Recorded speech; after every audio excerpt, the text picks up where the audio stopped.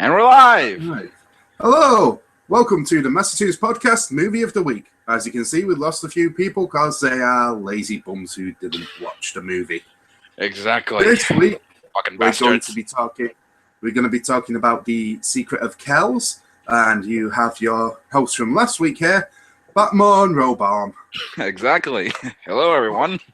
Hopefully only a fun time half hour because it's getting ridiculously late where I am. Yeah, same here. I seriously need to go to bed. I've been having massive sleep problems. Isn't it only like 6 p.m. where you are? It's 8, and I've been going to sleep really late as of late, and I've been trying to cut back a bit. So I'm probably gonna go to bed around 10ish, maybe. Around 10. That's adorable. Like 2 a.m. is an early night for me. But anyway, back to the subject at hand. Yes, The Secret of Kells. A young boy in a remote medieval outpost under siege from barbarian raids is beckoned to adventure when a celebrated master illuminator arrives with an ancient book brimming with secret wisdom and powers. What this doesn't tell you is a film also brimming with Celtic mythology, and that said barbarians are clearly meant to be the Vikings. Yep. So, You had one job, distributors. One job. Yes, distributors, not dubbers. Distributors. I don't think it was ever dubbed into actual Gaelic. I don't know if, I might have to see. I have to see if there's a Gaelic dub. But that said, 5 words or less about this movie. Go. A work of art. As for me, 5 words or less. Just watch it. And that's our show for tonight. That's been the Massachusetts podcast. Well, good. An early finish. Yeah. So getting into that. Continue. What was your favorite scene then? Oh boy, that's honestly a really hard one, but I probably say my favorite scene was definitely the siege near the end of the film, where the Vikings start storming into the whole area, because I'm a massive sucker for like a very spectacle animation, especially in hand drawn, and that was just beautiful to look at. It was it's terrible. It's really awful what happens to these people, like these monks and stuff, getting like slaughtered by these Vikings. Well, I'm not sure if they get slaughtered per se. It's kind of implied that they are, but anyway, I really love that kind of the style of animation that they use. I love the scale of it, the artistic beauty of it, and it's really, really dramatic, and it really hooked me on. Yourself? For me, that'd be when Brendan first goes into the wood and actually meets what's her name? Forgotten. Even though I've only just watched it. Eiling. Aisling. Eiling, yeah. Aisling, yeah. Yes. Which is just a wonderfully fun, kind of goofily animated sequence. In fact, to be honest, I wouldn't be surprised if that scene in particular went on to inspire a show you are not a fan of.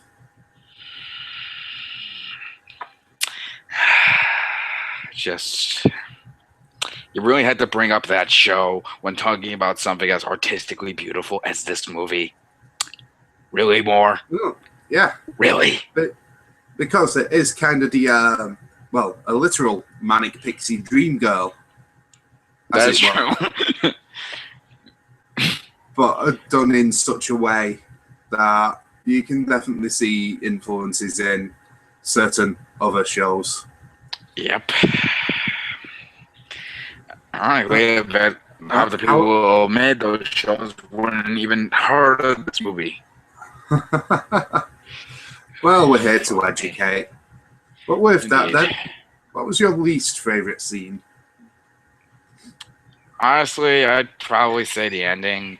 Like a lot of people have said with this movie, like, this is a very highly acclaimed movie, since I'm going to bring up. But a lot of people definitely agree that the ending is easily the weakest part of the film, because it is very rushed for the most part, and it felt like the movie wanted to go on for like another like 10 minutes or so, but they had to cut it down due to like maybe budget constraints, or they had to get it out fast. Well, I'm not entirely sure. I'd imagine budget Continue. constraints, because this movie cost €6.5 million to make, which, when translated into Seriously? pounds, yeah, which when translated into pounds is something like 72 pence. Wow. Okay. That's not literal. That's just the joke about bad exchange rates. Okay. But I'll convert that into dollars for the rest of us. Euros to dollars. And so 6, 5, 0, 0, 0, 0, 0. Yeah, it's about just shy of $7 million. Wow. That's impressive Which, for like a. yeah, that's an absolutely tiny budget considering what you get out of it. Yeah, seriously. So I imagine that in your least favorite scene there, that the budget was a big concern. Most likely. Especially when you take into account the level of detail they had to put into like every frame of the paper or something that they used to like animate this. So it kind of makes sense that they would be kind of restricted when it comes to this kind of stuff, and it kind of explains why it's so short. But even then, I feel like they could have done a bit more. But either way, I'm not. It's not a deal breaker for to be honest. It's just kind of a minor annoyance. And as for me personally, my least favorite scene is probably the beginning up until Brother Aiden arrives. Yeah, I The definitely movie, agree. the movie doesn't really get going until that point. And it Yeah, just feels very slow and almost forced. And you're yeah, like, come on, get to the good stuff. That means to eat your greens before you get your dessert. yeah. True. But so yeah, I don't think there's really any point of contentions here. It's just a damn good, damn gorgeous movie. Um, Yeah, seriously. Going through the plot, well, the characters. How did you feel about Brendan as a character, as our I didn't. surrogate and lead? I didn't think. I didn't think he was that bad. I feel like he was a fairly good character. I feel like he did learn a bit what of this world. I feel like he grew as a character as he went on, especially in some bits of the climax and a bit of the ending, even though it is again a bit rushed. But overall, I feel like he did a job done. The characters themselves, I will admit, I thought that the main monk, I forget his name, but I felt like he was at the start. I thought he was a bit generic per se, like the whole like, oh, you can't do this kind of stuff. Like he kind of reminded me of forget his name. He kind of reminded me of a bit of Frollo, except a little less developed. But overall, I feel like, like much like Brandon, he kind of grew as the rest of the movie went on. He didn't seem as generic as I thought he was going to be. But and the side characters don't get that much screen time, so it's hard to talk about them. But See, they get the job done. You don't really feel irritated with them as they're on screen, and they don't feel like they waste a lot of time. that's interesting. You'd feel that way. I mean, obviously, I'm not Irish. The way, I mean, obviously, Abbott Selleck, as he's called, is you know, he is. He's very prototypical of kind of the stern, disapproving view of what an Irish Catholic priest or abbot would be like. He is very much.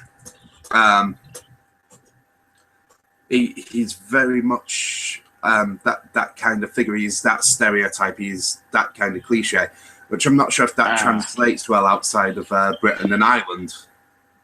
From your comments, I'm yeah, guessing not so much. But it is interesting. As I said, this is very. This film is very, very Irish in its viewpoints. There's even a point made. yeah, You know, the invaders are obviously meant to be the Vikings. There's a comment made quite early on. The abbot makes. He's talking about, you know, we have to protect ourselves from the pagans and the crown followers, which Yeah, if you're interested, look up about what probably led on to that line. Um, look up Thomas Cromwell. As any British people watching this will know this story. Any Irish people watching this will know this story and how it actually happened. But yeah, look up Thomas Cromwell if you want more information on that. And it worked to me to help establish this as I say, seeing a very Irish story. This is obviously one of the outset islands from the mainland, or maybe it is in the mainland. Yeah. But it helped set and establish the tone for someone who's aware of that history, as a lot of the intended audience probably would be. Yeah. And, again, from there we move on to Aisling, the fairy related to the Tuatha De Danann, living in the woods outside of Kells. Which, for those interested, the Tuatha De Danann, and I am probably heavily mispronouncing that because I am terrible at Celtic, even though it's part of my ancestry. Is also just known as Tuatha, or tribe of the goddess Danu, or tribes of the gods. Race of supernaturally gifted people in Irish mythology, and they're thought to represent the main deities of pre-Christian Gaelic Ireland. And I think this kind of knowledge, again, I had this coming into this, but for an American audience, I'm guessing this played very, very differently. It's like, oh, it's just a cute pixie dream girl. Whereas if you're very familiar with the folklore, hell, you don't even have to be very familiar. You can see where all the influences kind of layered on and on. Yeah. And on. So you kind of have this. Yeah, definitely. Island detached, but you get this very, very cool kind of focus on the myths and a great way of telling the myths. And I think the overall story message being that, you know, yeah, exactly. This could have very easily fallen into the trap of oh, paganism is the wrong way, you know, Catholicism, Christianity is the only way, because of the way. No. Well, it could have been in writing. I mean, it doesn't. It comes nowhere near that. I mean, I think the strongest message of it is that, you know, brutality and violence is the worst thing. That it's peace and understanding and learning and being one with your surroundings and taking in all the knowledge possible. Exactly. I mean, when Aidan also mentions about going out into the woods, again, as I said, the abbot and the illuminators are very much, you know, meant to represent Catholic monks. But again, something that, again, I don't think translates well is that in Europe, a lot of the Christian denominations and what have you did actually take on a lot of pagan imagery and learned a lot from pagan tribes and applied that to their own religious beliefs into an amalgamated mishmash. And that's, yeah. So that's very interesting that they include these kind of little details that kind of, whereas some people might think like the film on a visual level and a beautiful level, or it's a great story, and it is a great story. Yeah. But it's interesting to dive into some of the more religious aspects and more things that it talks about and the more like things that the movie is centered around, especially with it being a very, and I do mean very touchy subject to bring up, like to like my audience, like the audience I'm around, and like just general audiences in general, because when you talk about religion, like in any kind of way, you either anger people, cause people to say your movie is bullshit and just overlook everything else that made the movie good, or you just end up dropping it completely and people wondering why you even included it in the first place. Well, but I'm glad they continue. Well, that's what I think the movie's great strength is. None of this religious Catholicism versus paganism thing is very overt. It's all very kind of subtextual, and there are hints there and there are subtle motions to it. But Exactly. it's never anything overtly said. There is nothing offensive there in it. It's just Exactly. It if you're doesn't pick a familiar with, side. yeah, if you it's not even that. It's just if you're familiar with the folklore and the history surrounding these religions, and particularly their places in Europe, it adds another level that helps it immensely with the world building. It puts it in a place you can then relate to, as opposed to just being generic fantasy realm 4, 5, 6, 8. Exactly.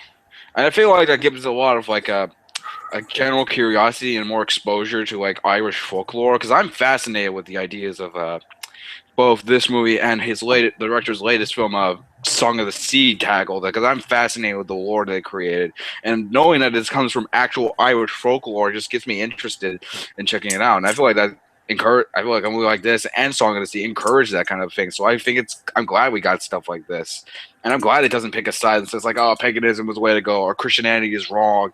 It just gives you what actually happened in a very realistic and very mature manner, and I feel like that's something we need a lot more of. Hell, I haven't seen live action movies that have tackled this subject like and failed miserably. I haven't. Lest we forget, Kevin Sorbo is the evil atheist. Yes. Oh man. Do you know, it's unsurprising. Well, that's actually kind of surprising, given he's twice played the son of a god. Yep. Oh wow. Jesus Christ. No, not that one. Okay. Yeah.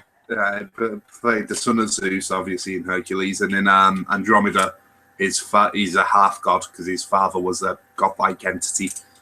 Oh wow. Yeah. And that's just me proving once again I am the nerdiest guy here. Pretty much. Well, you are the Batmore to my Rob Alm. So it kind of makes sense. Oy. But yeah, I also like Brendan's characterization in that he's not portrayed as dumb as more as he is sort of henpecked and kind of he doesn't want to do things not because he doubts himself, but because he's been told Exactly. you can't do these things. It's not safe to go out and do these things. Exactly. Which Like, again, he doesn't blindly go in with along what they're saying. Like we said, he does go against what they say in order to find like that, go outside the walls and all of this. But he doesn't do that because he wants to be like prove he's fight the man and all, or because like he or something like that. No, he does it because he wants to question why is he being told this, and that's actually a very interesting subject because this brings up like something that I personally tackled with my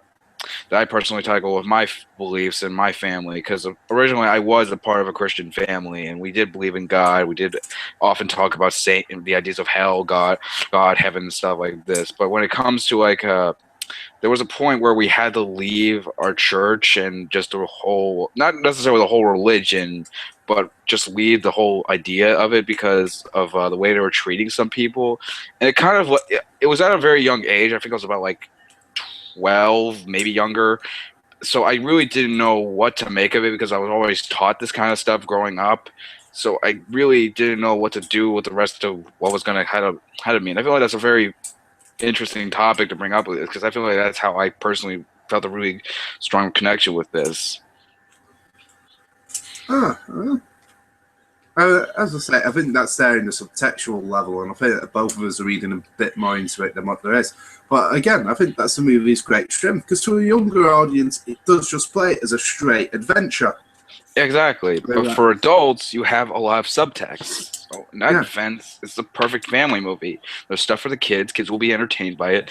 But adults will appreciate the maturity, the great writing, the beautiful artwork, and overall, just the thing that it tackles.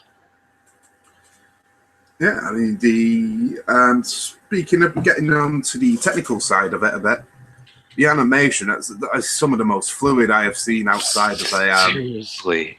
Studio Ghibli film. God damn. This is the reason alone, like, I consider this movie a work of art, because this is some of the most breathtaking animation you ever see. It looks like a real, genuine work of art that you would find in a museum or something. Like it's a living portrait. The amount of detail that they squeeze into every single frame is just jaw dropping for the most part. Yeah, it just stands. It's a technical marvel that we got this done on such a limited budget. But as we Exactly. also said at the beginning, it does show in the runtime, with this coming in at just over an hour. Yeah. Um, but yeah, I also think it's interesting because it kind of encourages kids to get into art and animation. That being the main thing that Brendan wants to go through, and he wants to draw, he wants to add to this book, this Yeah. amazing book. That's the Deus Ex Machina to the whole plot, really. Yeah. And all the while, he has his father telling him, no, you can't do this. Practical concerns are best. Practical concerns are best. It's not And because he's a bad guy or anything. He does this because this is what he thinks is the best route for his son and what he was taught as a kid and what his father was taught as a kid. This no, kind of no stuff. It's a gener- it's not even that. It's the fact that when you're in that situation where invasion is imminent, Yeah. you have to be practical. You cannot succumb to flights of fancy.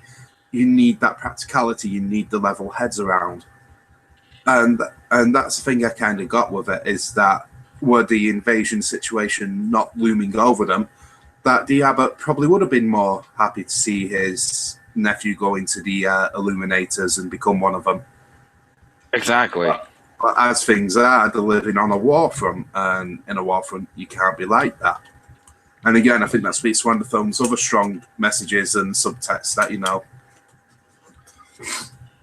well, all war does is destroy. You can never rebuild with war. And that, well, yeah, I think I lost my train of thought on that one. But yeah, this is just an incredibly well realized story. Yeah. You got anything you'd like to add? Because I think I'm kind of done on my diatribe there. That's fun. I will say, like, one of my only, like I said with you before we start going live, my only real complaint with this is that I feel like the animation to some might be a bit jarring because, it is very Irish in that regard. I haven't seen much Irish artwork, but it does remind me of it. But the thing with it is that it's very isometrical. It's very like it takes different routes in terms of like there's one scene in particular where he's leaving the wall going for the wall where it's in like different top down views. It's all like in free and it kind of messed with my eyes a bit. It kind of gave me a bit of a headache in that regard, but I got used to it and I grew to appreciate it more and more as it went on. But other than that, it's a technical marvel and it's a perfect movie to watch with the family and stuff. Well, it is. So, on that note, yeah, final thoughts. Final thoughts. I don't know much else to say. I will say, if we ever get around to talking about it, I will say I kind of liked Song of the Sea a bit more than this in terms of like overall plot and overall structure because I feel like it did have a bit more depth to it and a lot more straightforwardness. But in terms of like this new movie we're talking about as a whole right now, it's a beautiful looking movie with a beautiful story, decent characters that for the most part don't buy that much, but you read much and more into the subtext, you realize this is a very deep movie with a lot to tell you, and it doesn't shove it in your face. It just leaves it for interpretation of what you to make of it. I highly recommend checking it out. I believe it's probably still on Netflix, but even if it's not there, try to find it. You'll probably find it dead cheap at like a rental store or just a local place or nothing. Hell, look it on Putlocker. You'll probably find it there as well. Just highly recommended. Definitely check it out. Oh, and the music is excellent as well. I would say don't watch this on DVD. You're doing yourself a disservice. Yeah, Really go definitely. out of your way. Try and find a HD copy. If you can't stream it somewhere, get hold of the Blu-ray. Because Yeah, to definitely. really appreciate this animation and this art style, it has to be seen in HD. Like, nothing less will suffice. Yeah, definitely. Especially at the end scene where it shows the book pages. well, the Exactly. page and how intricate and delicate all that artwork is. And have you ever tried to create artwork like that? No, Uh, I've always wanted to, but I know for a fact I can't because there's no way I can match like this I level of artistic vision. I did once for a college project. It took me 3 months to complete. Wow. Yeah. Admittedly, I was working on a big A1 canvas and not digitally like the word there. Yeah. But regardless, that that is some immense artwork and the amount of detail to put into it. Exactly. So, my final thoughts. Yes, you're doing yourself a disservice not watching us. You're doing yourself a disservice listening to us talk about this movie. Exactly. You're doing yourself a disservice listening to us talk about this. Just stop the podcast right now. Go and find this right now. Get in your car. I don't care what time it is. Just go and find this fucking movie right now. Otherwise, Batmore and Robbound are coming to your house right this very second. Well, Robbound might be coming to your house. Batmore's coming on your house. Yep. Yeah. You'll never get it off those roof tiles. Your grouting will never be the same when I'm done.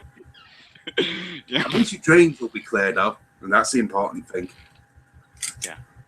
Yeah. So, if you've got blocked drains, don't watch this movie. I'll take care of that for you. So, with that, George, if you would like to tell our lovely people where we can find you. All right, as I've said in the last couple of podcasts, you can find me at my Facebook page, The In-House Critic, where I review movies and I talk about movie news, and I occasionally talk about something else. And I haven't done a review in a long time, but I will be definitely doing a review for the summer with movies like Age of Ultron, Man from U.N.C.L.E., Jurassic World, Mad Max Fury Road, Tomorrowland. All these movies come out in the summer. I will be definitely seeing more movies. I will be doing more movie reviews if I can. Plus, I don't care how long it's taken me to do this, and that because I'm a lazy fuckhead, I will be posting my top list of my favorite movies of 2014. I don't care if it's near the beginning of the summer movies. A third of the way through the year.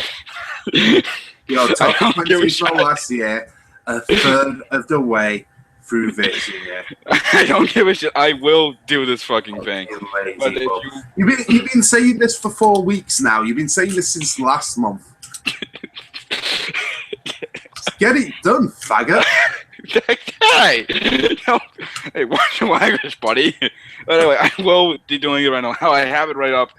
I have the doc for it right here, right behind the hangout that we're working on right now, and I will be doing it.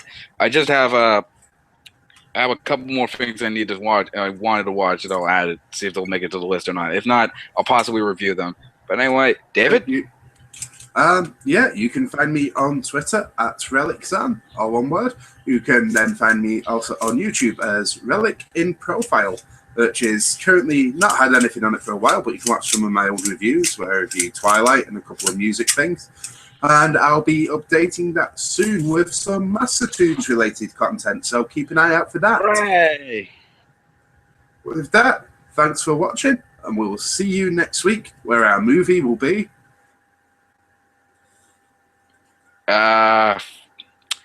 shit, I got nothing. Let me think. We'll decide and keep it as a surprise.